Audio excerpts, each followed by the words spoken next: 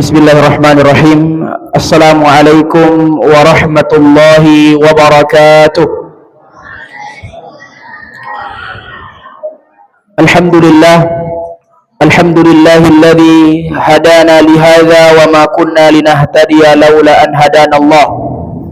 Tsumma alhamdulillahilladzi bi ni'matihi tatimmus shalihat wa bi fadlihi tatanazzalul khairat wal barakat wa bi fadlihi tawsul ghayat عدد خلقه ورضا نفسه وزنة عرشه ومداد كلماته سبحانك لا نحصي ثناء عليك أنت كما أثنيت على نفسك سبحانك لا علم لنا إلا ما علمتنا إنك أنت العليم الحكيم وتب علينا إنك أنت التواب الرحيم اللهم يا الله فقهنا في الدين وعلمنا التأويل اللهم لا سهل إلا ما جعلته سهلا وأنت تجعل الحسن إذا شئت سهلا اللهم يا معلم إبراهيم علمنا ويا مفهم سليمان فهمنا اللهم أعنا على ذكرك وشكرك وحسن عبادتك. Ikhwatal iman wal Islam, para hadirin wal hadirat, bapak-bapak, ibu-ibu, jamaah salat maghrib yang dimuliakan dan kami cintai karena Allah Subhanahu wa taala. Masya Allah, alhamdulillah, kami bersyukur kepada Allah Azza wa Jal atas limpahan nikmat yang diberikan pada kita, dan juga kami sangat berbahagia bisa bertemu dengan orang tua kami, guru kami, ustadz kami, saudara-saudara kami di tempat yang Masya Allah luar biasa. Perjalanan dari kota ke daerah Galagan ya namanya, Masya Allah, penuh dengan berbagai macam rintangan. Namun itu semua terbayarkan dengan kebahagiaan kami bertemu dengan para hadirin sekalian. Salawat serta salam tak lupa kita kirimkan kepada Nabi kita, Nabiullah Muhammad sallallahu alaihi wasallam. Semoga salawat dan salam ini juga tercurahkan kepada para sahabatnya, kepada para tabi'in, atba'ut tabi'in, dan orang-orang yang senantiasa mengikuti petunjuknya hingga akhir zaman. Hadirin wal hadirat jamaah salat maghrib yang dimuliakan oleh Allah Subhanahu wa taala, ada satu hadis yang dimana kata para ulama, cukuplah satu hadis ini menjadi penyemangat untuk kita hadir di majelis ilmu.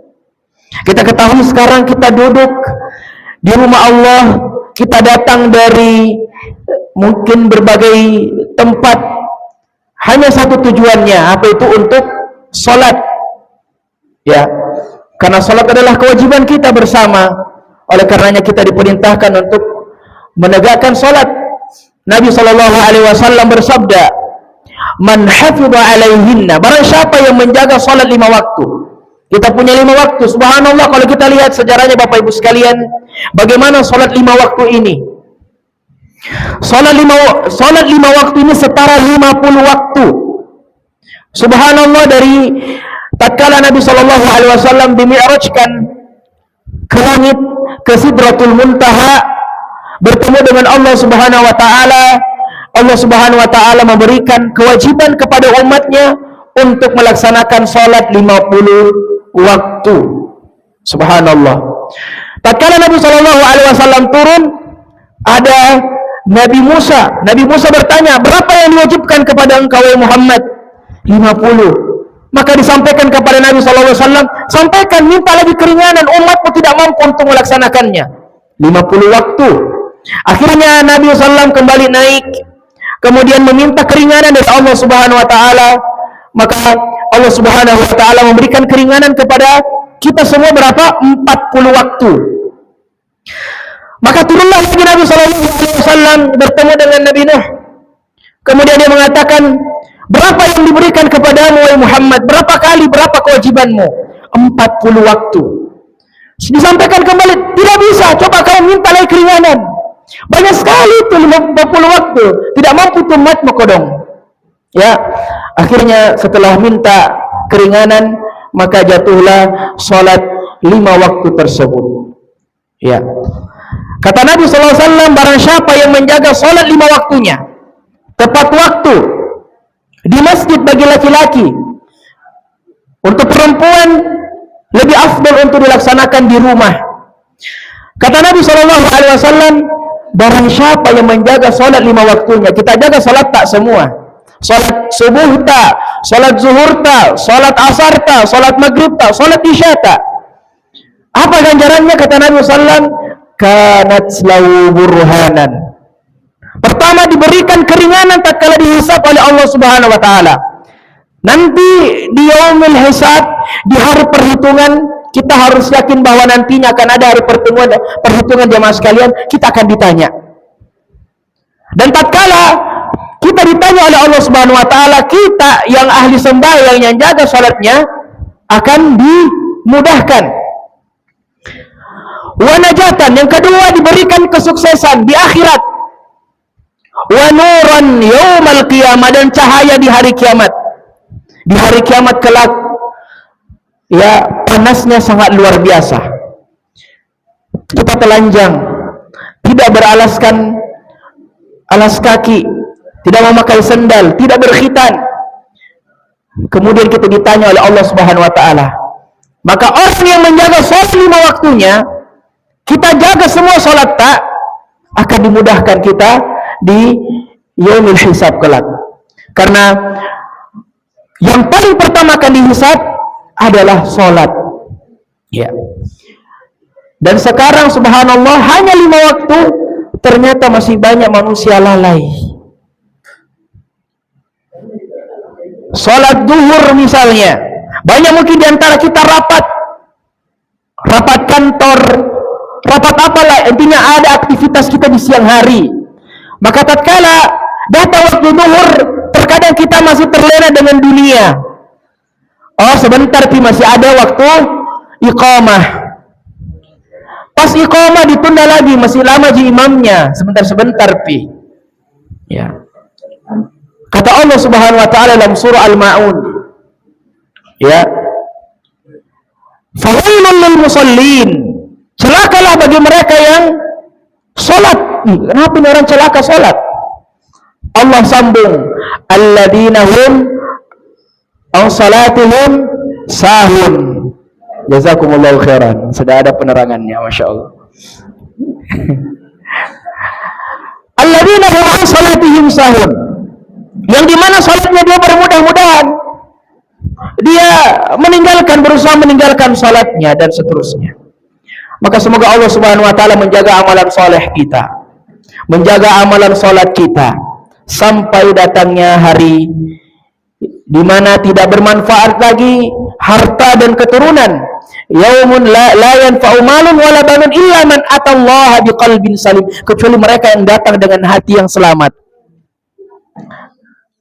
Taib, mungkin bisa dikasih nyala blitznya Yunus, dikasih nyala blitznya saja. Taib.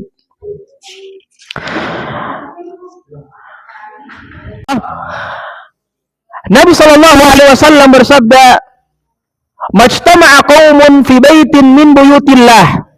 Ini keutamaan bagi kita yang seperti ini, duduk di majelis ilmu, dengarkan baik-baik. Majtama'a, barang siapa yang berkumpul bukan sendiri-sendiri. Berkumpul bukan sembunyi-sembunyi, bukan duduk di pojok, bukan tutup dirinya, bukan sembunyi dan seterusnya. Tapi dia berkumpul bersama dengan kawan-kawannya. Berkumpul bersama besti-bestinya. Di mana dia berkumpul? Fi baitin min buyutillah. Di rumah? La. Di rumah? Tidak. Di mana mereka berkumpul? Di kantor? Bukan. Di kafe? Bukan. Di mana dia berkumpul? Fi baitin min buyutillah. Di rumah, di antara rumah-rumah Allah, yaitu masjid. Tempat tak sekarang sholat, tempat tak sekarang duduk. Dan orang yang menuntut ilmu, yang hadir di majelis ilmu, mendapatkan 4 keutamaan yang sangat spesial, yang dimana tidak akan pernah didapatkan oleh orang-orang lain selain mereka yang duduk di rumah, di antara rumah-rumah Allah, dan mendengarkan ceramah, mendengarkan pengajian. Kata Nabi SAW yang pertama, illa nazalat alaihimus sakinah. Orang yang duduk di masjid, ya, setelah sholat, duduk dengar kajian, dengar ceramah, akan diberikan ketenangan. Kenapa diberikan ketenangan? Karena mereka mengingat Allah Subhanahu wa taala. Ala bidzikrillah tatmainnul qulub. Bukankah ketika kita mengingat Allah, Allah akan melembutkan hati kita? Maka di antara cara kalau dapat masalah, mungkin banyak utang tak, mungkin banyak cicilan tak, tetap senyum dan tetap berprasangka baik dengan Allah. Karena kata Allah Subhanahu wa taala, sesungguhnya prasangkaku, ya, sesungguhnya apa yang sekarang dipikirkan oleh manusia, mereka mengira bahwa Allah itu ya suka ada kasih masalah. Allah itu tidak adil sekali Itu orang di sana kaya, orang kafir kaya, saya ini sholat tepat waktu, ya begini-begini ya.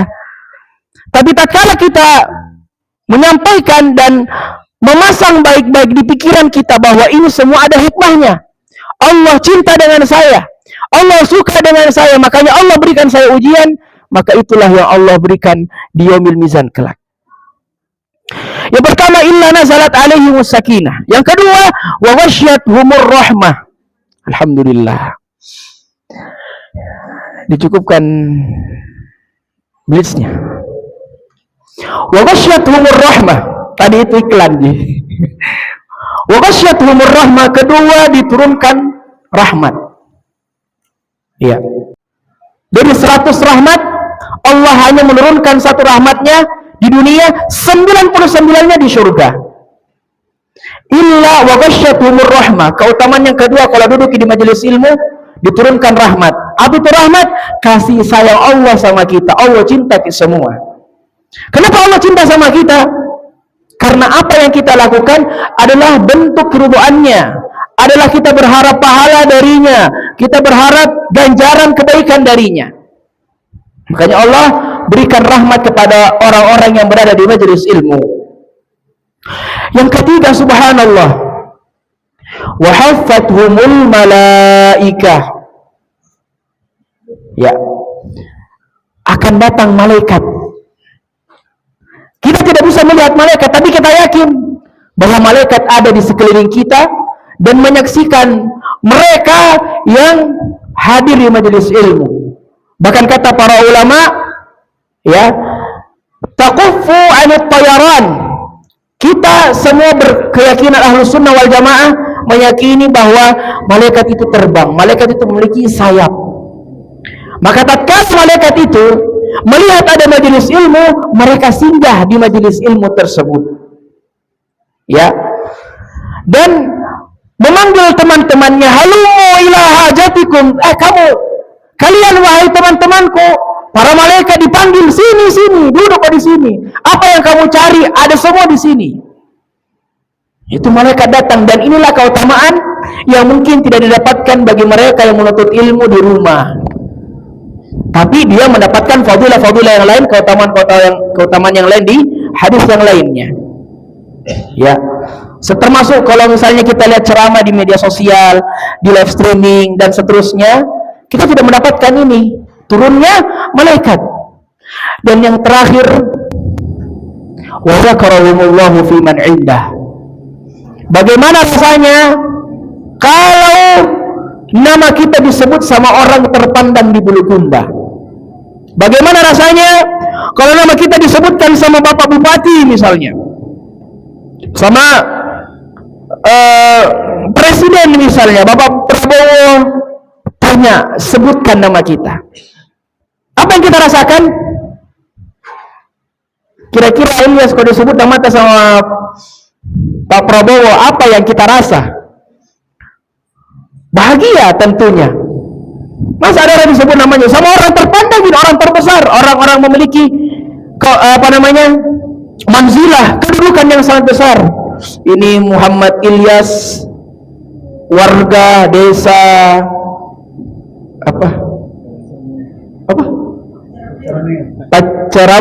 Pacaraming, ya, pokoknya itulah tempat di Galagang Bulukumba. Dia adalah seorang hafid 30 juz, penghafal Quran, bagus akhlaknya, ini disebutkan semua, pasti bahagia. Disebutkan namanya sama orang yang memiliki kedudukan. Bagaimana lagi kalau Allah yang menyebutkan nama kita, kalau malaikat yang menyebutkan nama kita, makhluk yang sangat dekat dengan Allah, disebutkan nama-nama di hadapan Allah Rabbul Alamin. Allahu Akbar. Ini luar biasa keutamaan yang hadir, orang-orang yang hadir di majelis ilmu.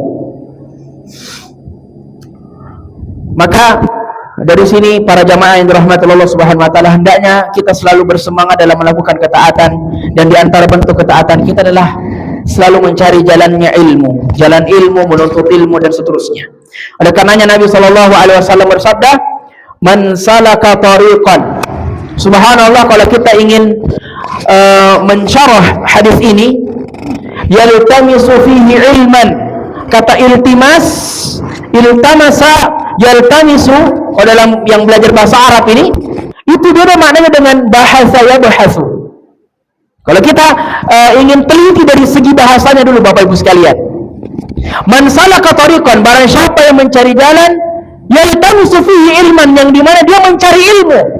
Perbedaannya ternyata kata iltamasa yaltamisu itu ada seseorang yang mencari sesuatu, tapi dia cari sesuatu tersebut sampai dia dapat, tidak menyerah. Orang yang bahasanya bahasa ya dalam bahasa Arab hanya sekadar mencari, kalau tidak dapat tidak apa-apa ji, biasa ji. Tapi orang yang iltimas, multamisuna bil ilmi, dia betul-betul cari. Artinya orang, barang siapa yang mencari ilmu, pokoknya dia terus cari ilmu, terus cari majelis ilmu, terus cari di mana ilmu-ilmu itu disebarkan, ilmu-ilmu itu disebutkan. Apa kata Nabi sallallahu alaihi wasallam? Sahalallahu lahu bihi tariqan ilal jannah. Maka Allah akan memudahkan jalannya ke surga. Allahu Akbar. Hanya kita mencari ilmu, Allah akan mudahkan jalan ke surga. Dan orang yang berilmu, orang yang mencari ilmu, beda kedudukannya dengan orang yang hanya sekadar ibadah saja. Sholat jina kerja, puasa jina kerja, tapi tidak menuntut ilmu. Karena semua ibadah ini ada ilmunya Bapak Ibu sekalian, ada ilmunya. Maka apa yang harus kita lakukan? Belajar, cari apa ini maknanya dan seterusnya, apa keutamaannya. Maka orang yang belajar, orang yang beribadah di atas ilmu, ada ilmunya, itu pahalanya lebih besar daripada orang yang sekadar beribadah. Kenapa? Karena orang yang berilmu sudah mengetahui amalannya, sudah mengetahui fadilahnya, sudah mengetahui keutamaannya. Jadi orang yang beribadah karena ilmu, dia akan semangat. Dia akan semangat. Karena kalau kita hanya beribadah hanya karena rutinitas di azan bisa ada lagi. Hanya rutinitas di, ya pahala kita hanya itu saja. Ya. Maka dari sini juga perlu untuk kita memperbaharui niat kita. Tatkala kita ingin salat, perbaharui niat kita. Niat kita karena Allah Subhanahu wa taala, mencari keridhaannya dan ingin melihat wajahnya di yaumil hisab kelak. Hadirin wal hadirat Bapak Ibu sekalian yang dirahmati Allah Subhanahu wa taala, taklim kita malam hari ini berkaitan dengan persiapan menyambut tamu yang mulia. Siapakah tamu yang mulia itu? Bulan Ramadan. Kita tatkala ingin datang tamu orang besar, orang yang Masya Allah memiliki kedudukan yang sangat besar di masyarakat misalnya, tatkala ingin datang ke rumah kita, apa yang kita lakukan? Apakah biasa-biasa saja? Kalau datang orang di rumah tak misalnya, mau datang misalnya utusan dari Bupati Takalar, mau tinggal di rumah tak beberapa hari, apa yang kita lakukan? Biasa-biasa aja atau harus ini, harus sediakan ini, harus ini? Saya yakin dan percaya pasti harus siapkan sesuatu. Entah dari mungkin tempat tinggalnya, entah mungkin dari makanannya, bagaimana kualitas nasinya, subhanallah, sampai kualitas ikannya dan seterusnya. Pasti kita akan menyiapkan sesuatu yang terbaik untuk mereka. Nah, ini tamu yang mulia, tamu yang kita tidak pernah menjamin diri kita untuk ketemu dengan dia, tamu yang hanya sekali setahun datang, meskipun nanti akan ada 2 kali dalam setahun datang Ramadan, yaitu bulan suci Ramadan, bulan yang sangat mulia. Sekarang kita sudah berada di bulan Rajab, Bahkan sudah tanggal 30 Rajab. Besok kemungkinan kalau memang hilal terlihat, kita akan masuk di bulan Sya'ban. 1 bulan lagi Bapak Ibu sekalian, ketemu lagi dengan ini tamu yang subhanallah sangat mulia, yaitu bulan Ramadan. Sisa 1 bulan persiapan tak? Nah, kira-kira apa yang mau kita siapkan untuk ketemu dengan bulan Ramadan? Nah, inilah yang akan menjadi pembahasan kita pada malam hari ini biidznillah azza wajalla. Baik. Bulan Ramadan, bulan yang penuh berkah. Berkah dari sisi kualitas dan kuantitasnya. Coba nih kita lihat itu para bisnis kuliner di bulan Ramadan, musim panen itu. Artis-artis di bulan Ramadan naik jam terbangnya. Bahkan sampai artis-artis yang dulu di luar Ramadan buka-bukaan, pakai pakaian seksi, subhanallah di Ramadan seperti menjadi wanita muslimah yang subhanallah tutup semua. Dia berkah untuk semuanya. Berkah untuk semuanya. Semua yang Allah ciptakan menjadi berkah dengan datangnya bulan Ramadan. Tadi kita sebutkan seperti pembisnis kuliner. Makin banyak itu pesanannya. Kenapa saya tahu Bapak Ibu sekalian? Karena kakak saya punya bisnis kuliner. Penjual jalan kote kode di Makassar. Jalan kote dia adalah rukun buka puasa. Jadi kalau tidak ada jalan kote tidak ada di buka puasa itu. Jalan kote, es buah, es pisang hijau, ini semua rukunnya buka puasa. Dalam ilmu fikih, kalau tidak ada rukun, maka batal ibadahnya. Contoh salat tidak baca Al-Fatihah, sah salat tak? Tidak sah, harus diulangi. Nah, sama ini kalau buka puasa harus ada jalan kote sama cendol sama apa. Dan subhanallah saya lihat betul-betul Bapak Ibu sekalian, omset kita tuh makin naik di bulan Ramadan karena berkah. Artis-artis, apalagi para ustadz-ustadz, tambah naik jam terbang itu. Ustadz-ustadz kayak itu banyak jadwalnya, tinggi jam terbang. Dari pagi ada jadwalnya, dari siang ada jadwalnya, sore ada jadwalnya, malam taruh lagi, banyak ininya. Itulah Ramadan, atakum syahrul mubarak, syahrul Ramadan. Sungguh kata Nabi SAW mengatakan, telah datang kepada kalian bulan Ramadan, bulan yang mulia, bulan yang penuh dengan keberkahan. Apa itu berkah? Berkah dalam bahasa Arab artinya ziyadatul khairat, bertambahnya kebaikan, bertambahnya kebaikan. Tatkala kita melakukan satu amalan, kebaikannya itu bertambah terus. Disebabkan apa? Karena adanya bulan suci Ramadan. Semua amalan soleh yang kita kerjakan, baik itu amalan soleh yang sifatnya kecil, seperti misalnya sedekah, memberi makan kepada orang yang berpuasa, menyingkirkan hambatan di jalanan, menyingkirkan batu di jalanan, sampai masalah zakat pun dan seterusnya, memiliki keutamaan yang besar, pahala yang besar di sisi Allah Subhanahu wa ta'ala. Nah, berapa jumlah pahala yang dilipat gandakan oleh Allah Subhanahu wa ta'ala? Kita tidak mengetahui. Berapa jumlah pahala tak? Misalnya sholat berapa jumlah pahala sholat tak? Kan kalau misalnya kita sholat berjamaah di masjid, berapa kita dapat? 27 derajat. Nah, kita tidak bisa kalkulator itu. Kalau di bulan Ramadan berapa itu? 27 misalnya kali 100, banyak pahala kita. Itu kalau kita mau hitung-hitung pahala Allah, pahala dari Allah Subhanahu wa ta'ala. Tapi semua ulama sepakat bahwa tidak mengetahui berapa jumlah pahala yang dilipat gandakan di bulan suci Ramadan.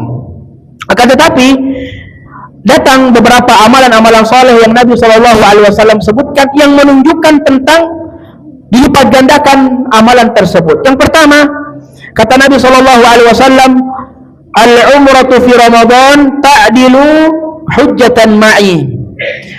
Barang siapa yang melaksanakan umrah di bulan Ramadan, pergi ke tanah suci, kelilingi Ka'bah, kemudian tawaf kemudian sa'i di Safa dan Marwah, kata Nabi SAW, dan dia umrah di bulan Ramadan, ta'dilul hujjatan ma'i, seperti dia berhaji bersamaku. Pertama, haji. Ya, mungkin ada di antara orang tuaku sekalian sudah pernah berhaji pergi ke tanah suci 40 hari. Susah tidak haji? Sulit. Panjang perjalanan. Harus ke dulu banyak tawafnya. Ada tawaf kudum, tawaf ifadah, ya. Kemudian tawaf wada, kemudian ada tawaf haji, banyaklah. Ya, rangkaian ibadah. Kemudian setelah itu harus lagi mabit bermalam di Mina, kemudian lempar jumrah, kemudian lagi banyak rangkaian ibadah. Akan tetapi subhanallah, ini menunjukkan bulan Ramadan bulan yang penuh berkah dan bulan dilipat gandakan amalan. Umrah di bulan Ramadan setara ki berhaji. Umrah berapa jam? 3 jam paling lama. 3 jam, 4 jam kalau misalnya lagi macet-macet di Saudi, lagi macet-macet di Masjidil Haram. Tapi subhanallah, kalau haji tadi kita sebutkan 1 bulan lebih, ya, beberapa pekan. Tapi kalau kita berumrah di bulan Ramadan, maka pahalanya seperti berhaji. Seperti berhaji sama Rasulullah lagi. Subhanallah. Ini menunjukkan keutamaan Ramadan yang sangat luar biasa. Cukuplah dengan hadis ini menjadikan kita semangat untuk melakukan amalan saleh di bulan Ramadan. Kemudian yang kedua, firman Allah Subhanahu wa taala, Allah mengatakan, "Inna anzalnahu fi lailatul qadar. Wa ma adraka ma lailatul qadar? Lailatul qadri khairum min alfi syahrin." Sesungguhnya kami menurunkan Al-Qur'an di malam Lailatul Qadar. Wa ma adraka ma lailatul qadar? Dan apa malam Lailatul Qadar itu? Kata Allah Subhanahu wa taala, "Lailatul qadri khairum min alfi syahrin." Malam Lailatul Qadar itu lebih baik daripada 1000 bulan. 1000 bulan berapa kira-kira kalau kita mau taksir 1000 bulan itu? Sama dengan 83 tahun. Mengalahkan usia umat Nabi sallallahu alaihi wasallam. Berapa umur umatnya Nabi? Kata Nabi sallallahu alaihi wasallam, "A'maru ummati ma baina 60 ila 70 wa qalilun man yajuzu dzalik." Umur umatku hanya berkisar 60-70 tahun saja. Ya, 60-70 umur tak. Bagi para orang tua aku yang sudah 70 tahun, hati-hati, warning sekarang. Tapi kalau ada orang tua aku yang umurnya 80 tahun, ini bonus. Ya, karena sampai 70 kata Nabi. Wa qalilu wa aqallu man yajuzu dzalik, dan sedikit yang melampaui dari itu.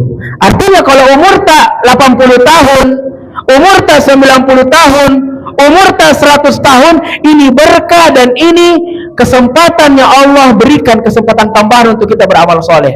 Karena kata Nabi SAW, pernah ditanya, "Ayyun nasi khair?" Umat manusia mana itu yang terbaik wahai Rasulullah? Kata Nabi SAW, ya, "Man tala umruhu wa hasuna amaluh." Yang panjang umurnya tapi berkualitas amalannya.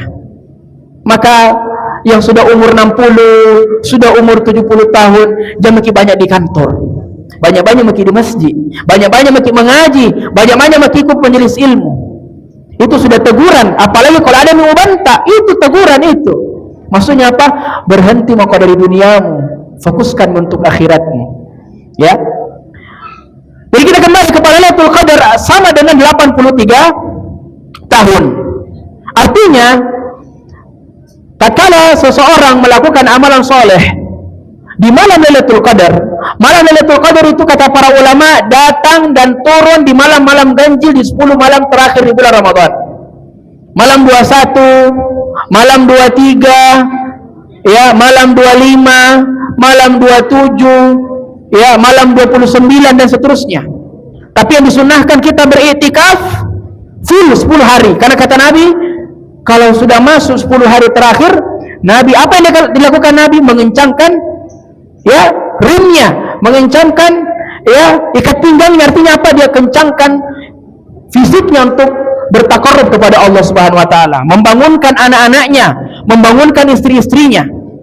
Maka orang tatkala Allah Subhanahu wa taala memberikan taufik, memberikan izin kepada hamba ini untuk melakukan amalan soleh, dan tatkala dia melakukan amalan soleh turun malam Lailatul Qadar, Maka amalan yang dia lakukan itu, apapun amalannya, mau dia sedekah, biar 1000 kita kasih masuk, biar 5000 kita kasih masuk, mau membaca Quran, ya, membaca Quran, surah apapun yang kita baca, yang penting di malam-malam itu fokus ke ibadah, atau sholat sunnah dan semua amalan soleh, tatkala Allah jatuhkan bersama dengan malam Lailatul Qadar, maka amalan tak itu, ya, lebih baik daripada 1000 bulan. Bukan maksudnya kalau kita melakukan amalan soleh malam Lailatul Qadar setara dengan 83 tahun. Ini yang keliru, ini yang perlu diperbaiki. Tapi yang benar adalah, ya, kalau malam Lailatul Qadar itu turun dan dengan kita beramal soleh, maka amalan yang kita lakukan, misalnya membaca Quran misalnya sedekah nah sedekah ini lebih baik daripada 1000 bulan, lebih baik dari 83 tahun kita beramal. Ini Allah Subhanahu wa taala berikan kecintaan kepada kita. Karena umur kita sedikit. Umurnya Nabi Adam berapa?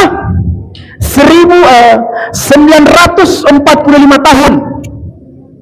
Umurnya Nabi Adam alaihi salatu wassalam. Umurnya Nabi Nuh. Berapa umurnya Nabi Nuh? 1000-an lebih. 1000-an lebih. Makanya kata Nabi sallallahu alaihi wasallam, kita ini nahnu muakhirun wa nahnu muawwalun. Kita ini umat yang paling terakhir. Umur, ya, namanya umat paling terakhir, kesempatan hidupnya semakin sedikit. Tapi kita yang paling pertama nanti masuk ke dalam surga Allah. Jadi kita ini punya ordal. Sekarang kan sistem ordal, Bapak Ibu sekalian. Mau masuk PNS ada ordal, mudah. Mau pergi haji ada ordal, mudah. Mau apa-apa yang berurusan dengan pemerintahan, kadang kalau ada ordal, ya mulus semua pekerjaan. Nah, kita juga ini punya ordal, umatnya Muhammad sallallahu alaihi wasallam punya ordal untuk masuk ke dalam surga. Siapa itu? Nabi kita sallallahu alaihi wasallam. Dia yang paling pertama akan masuk ke dalam surga Allah Subhanahu. Kita ini umatnya Nabi yang paling pertama masuk ke dalam surga. Adapun umat-umat yang paling awal diciptakan, mereka terakhir. Ini kekhususan bagi kita umat Nabi sallallahu alaihi wasallam. Baik. Jadi ini menunjukkan bahwa bagaimana dilipat gandakan amalan soleh yang kita kerjakan di bulan Ramadan. Di antaranya tadi malam Lailatul Qadar. Kemudian yang kedua, kisah tentang Talhah bin Ubaidillah radhiyallahu taala anhu dalam sebuah hadis yang menceritakan ada seseorang yang masuk ke kota Madinah, kemudian dia berdua Islam. Qadima ila al-Madinah wa aslama jami'an wa kana ahaduhuma aktsaru ijtihadan min al-akhar. Tatkala dua orang ini masuk ke kota Madinah, yang ada Masjid Nabawi itu, ya, masuk ke kota Madinah, ya, di antara mereka ada yang ingin ikut berjihad, ingin ikut berjihad di jalan Allah Subhanahu wa taala. Maka aktsar ijtihadan min al-akhar, maka temannya satu ini pergilah berjihad bersama teman-temannya yang lain, dan temannya ini mati di peperangan, apa yang disebut syahid, mati di jalan Allah Subhanahu wa taala. Kemudian temannya yang ikut berjihad ini memang semangat sekali ibadah. Saking semangatnya ibadah mau ikut jihad fisabilillah. Adapun yang kurang semangat ini ibadah, masih hidup setahun setelahnya. Jadi setahun setelah dia wafat, masih hidup temannya yang satu ini yang dia temani masuk ke kota Madinah, kemudian dia Islam bersama-sama. Dalam mimpi Talhah bin Ubaidillah radhiyallahu taala anhu, ternyata ketika ia berada di pintu surga, di depan pintu surga, subhanallah, yang meninggal belakangan ini, yang tadinya kurang semangat beribadah ini, dia duluan yang masuk ke dalam surga daripada temannya yang wafat berjihad. Ya, kalau kita lihat, maunya yang dapat surga cepat adalah ini yang mati di peperangan, yang ditusuk dan seterusnya. Kenapa ini yang kurang? Dia kurang semangat, dia tidak ikut berjihad, masuk surga lagi pertama. Ya, dia orang pertama masuk surga setelah temannya ini, sebelum temannya ini. Ternyata peristiwa ini sampai di telinga para sahabat yang dekat dengan Nabi sallallahu alaihi wasallam. Maka setelah itu datanglah Nabi sallallahu alaihi wasallam menjawab apa yang Talhah bin Ubaidillah ini datang di mimpinya. Kata Nabi sallallahu alaihi wasallam, "Mimma ta'jabun?" Apa yang membuatmu takjub dengan peristiwa ini? Apa yang membuatmu kaget? Ya, tentu mengherankan. Para sahabat heran dengan ini. Ada orang yang sudah sudah malas, bukan malas, kurang semangat ibadah, tidak mau juga ikut jihad, tapi paling pertama masuk surga dibanding orang yang pertama sudah semangat ibadah, ikut lagi jihad, mati lagi di sana. Maka kata Nabi SAW, apa yang membuatmu heran? Ya, kata Nabi SAW, alaysa qad asha ba'dahu sanatan, alaysa qad adraka Ramadan fasamahu, alaysa qad shalla kam minas sajadah. Kata Nabi SAW, apa yang membuatmu takjub? Apakah apa yang membuatmu takjub? Dia ini orang yang kedua ini, yang tadi dikatakan kurang semangat ibadah kemudian tidak ikut berjihad, dia adalah orang yang mendapatkan bulan Ramadan. Alaysa qad asha ba'dahu sanah, dia hidup setahun. Karena hidup setahun setelah wafatnya temannya, maka dia mendapatkan bulan Ramadan. Kemudian di bulan Ramadan akhirnya dia memanfaatkan bulan Ramadan tersebut dengan berbagai macam amalan soleh. Maka dialah yang lebih khusyuk, lebih duluan masuk ke dalam syurga. Maka dari sini juga kita kadang selalu mengambil kesimpulan kalau lihat orang, malas gini soleh, apa mau diharapkan dari ini kehidupannya? Oh ini neraka ini. Ya, kita sebagai seorang muslim tidak boleh menghakimi saudara tak, menghakimi orang tua tak. Banyak sekali orang begitu, baru mengaji, baru mengikuti majelis ilmu, neraka kok kau tidak sholat, sudah. Tidak boleh kita seperti itu. Kalau kita mendapatkan saudara kita seperti itu, kita ajak, sama-sama ke masjid, sholat ayo dan seterusnya. Karena kenapa? Boleh jadi dia lebih mulia di sisi Allah daripada kita, dia lebih soleh daripada kita. Boleh jadi mungkin ada amalan rahasianya, kasihan dia tidak mau tampakkan ke kita, tidak mau dia sohorkan di depan kita. Ada mungkin amalan solehnya yang dia tutupi. Oleh karenanya kita dari sini kita bisa mengambil faidah bahwa juga kita tidak bisa menghakimi langsung orang. Perlu untuk kita tabayun melihat. Ya, boleh jadi kita berhusnuzon kepada Allah, boleh jadi dia punya amalan rahasia yang dia lakukan. Mungkin dia sholat tengah malam, kita tidak sholat tengah malam. Mungkin dia sedekah sembunyi-sembunyi sampai tangan kanannya tidak tahu apa yang disedekahkan oleh tangan kirinya. Ya, maka banyak pelajaran kita bisa ambil. Hadirin hadirat Bapak Ibu sekalian yang dimuliakan oleh Allah Subhanahu wa taala, Ramadan juga dikatakan sebab untuk mudahnya kita masuk ke dalam surga. Dengan datangnya bulan Ramadan, maka mudah bagi kita untuk masuk ke dalam surga. Sudah masuk waktu, Ustaz? Belum? Taib. Masih ada 10 menit. Ya, kita singkat. Taib. Di antara tafsiran para ulama dengan sabda Nabi sallallahu alaihi wasallam, Nabi sallallahu alaihi wasallam bersabda, "Futihat idza ja'akum Ramadan, futihat abwabul jannah wa ghulqat abwabun niran." Dan juga di riwayat yang lain disebutkan wa futihat abwabus sama, wa futihat abwabus sama. Kalau Ramadan datang mendatangi kalian, maka akan dibuka pintu-pintu surga itu selebar-lebarnya dan ditutup rapat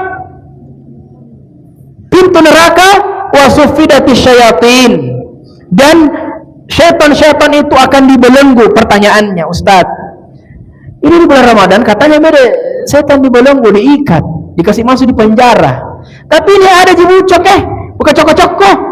Ini ada di mencuri ini ada di begini. Katanya setan dibelenggu. Pertama, kita percaya dengan perkataan Nabi SAW. Dia as-sadiqul masduq. Perkataannya selalu dipercaya dan selalu dibenarkan. Yang kedua, bagaimana caranya kita menjawab ini? Kalau ada yang mengatakan kepada kita, katanya bulan Ramadan beda, kita harus buka cokok-cokok, iya, ini dan seterusnya.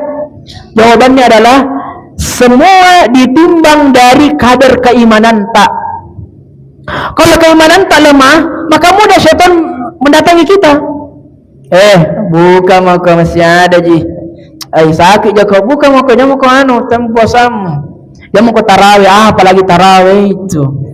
Dia mau tidur, capek lu tadi. Banyak godaan. Tapi kalau iman tak kuat, insya Allah tidak ada.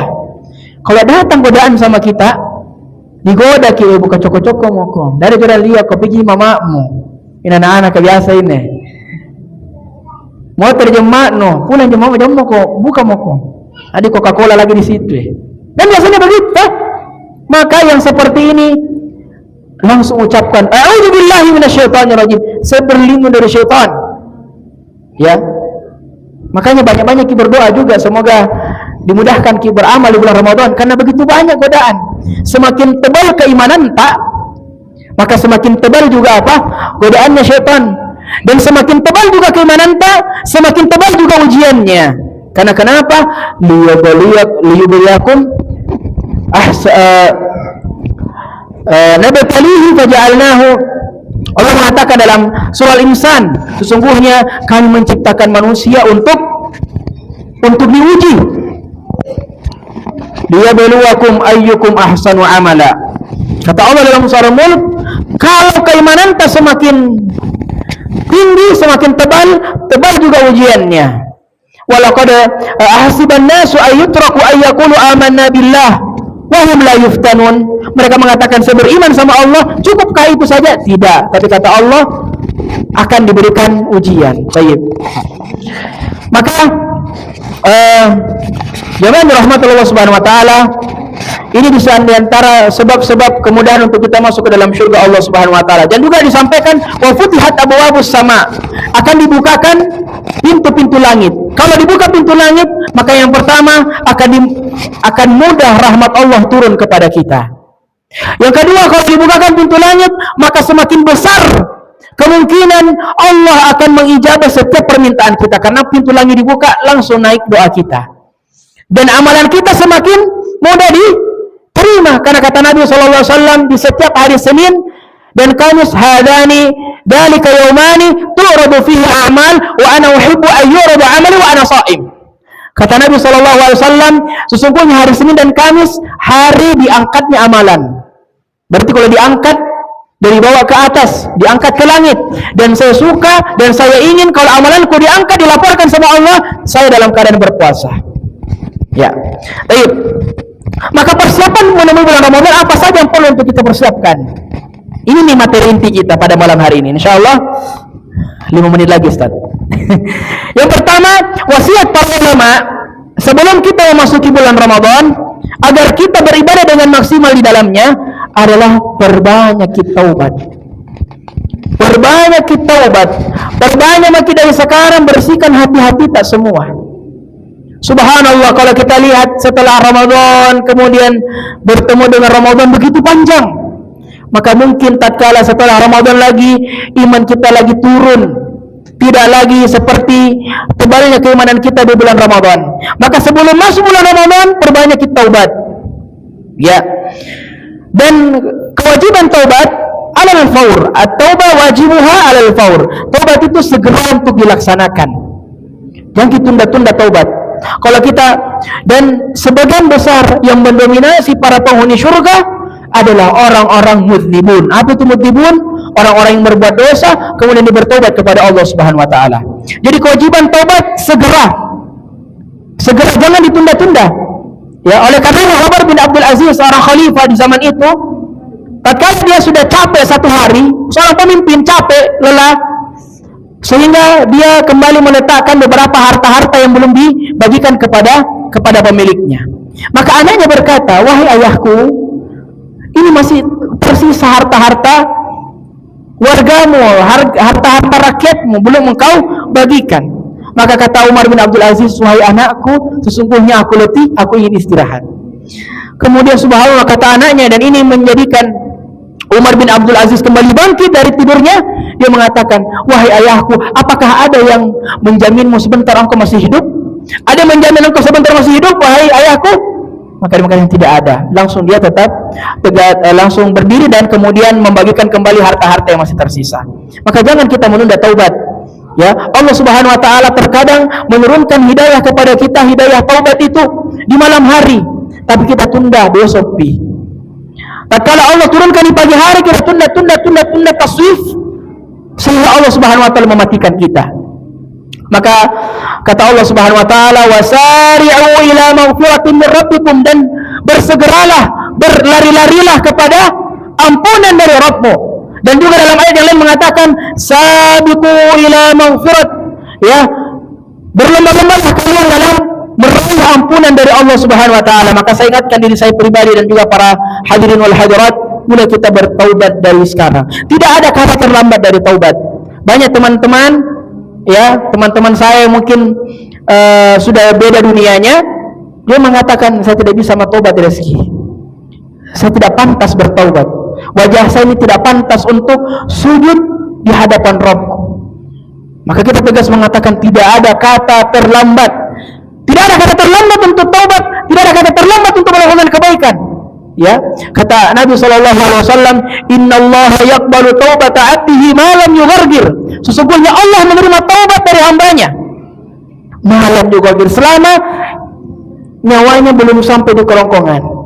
Jangan taubatnya seperti Firaun di akhir-akhir filahtatul akhirah, memang dicabut, baru dia mengatakan amantu billah, saya baru beriman, tapi tak kala dia mengatakan amantu billah, sudah diinjak lehernya sama malaikat, maka taubatnya tidak ada manfaatnya, tetap dia dimasukkan ke dalam syurga, di dalam neraka Allah Subhanahu wa taala. Kemudian yang kedua, sebelum kita memasuki bulan Ramadan, setelah kita bertobat kepada Allah, selesaikan masalah-masalah atas sama manusia yang lainnya. Kalau ada haknya orang belum kita selesaikan, maka selesaikan dari sekarang. Maka dari sekarang ini di masjid ini, coba kita pikir, boleh jadi mungkin ada haknya orang belum kita selesaikan, belum kita penuhi. Pikir dari sekarang. Haknya istri tak, haknya anak-anak tak, bagi anak-anak, bagi para pemuda, hak-haknya teman-teman tak semua, guru tak, dan seterusnya. Coba kita pikir, ya, selesaikan dari sekarang hak-hak manusia, hak-hak saudara kita yang belum kita penuhi. Kata Nabi sallallahu alaihi wasallam, "Salasatun la turfa salatuhum fawqa ru'usi shibran." Di antaranya adalah tiga orang yang tidak akan diangkat pahala salatnya ke atas. Hati-hati Ki. Ini masalah hak manusia, hati-hati Ki. Kalau mungkin sama Allah kita punya dosa, insya Allah akan apa? Diampuni.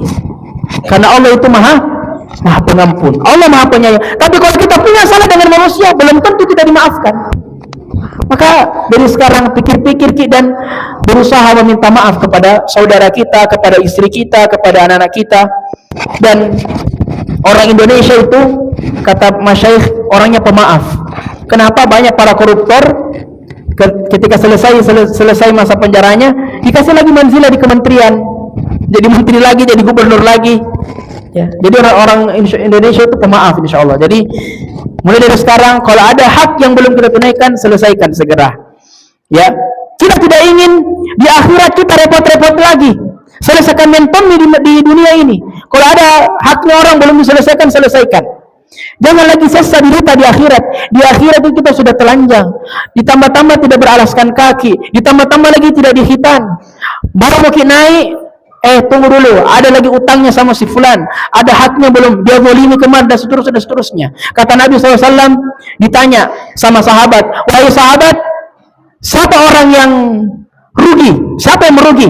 Kata para sahabat, yang tidak ada dinarnya, yang tidak ada dirhamnya, tidak ada duitnya, dan seterusnya. Kata Nabi SAW, bukan orang yang merugi itu. Orang al-muflis al-haqiqi inda yaumil qiyamah, orang yang muflis, yang rugi di hari kiamat, yang datang dengan pahala salatnya, datang pahala zakatnya, datang pahala puasanya dan amalan salehnya, namun ditolak.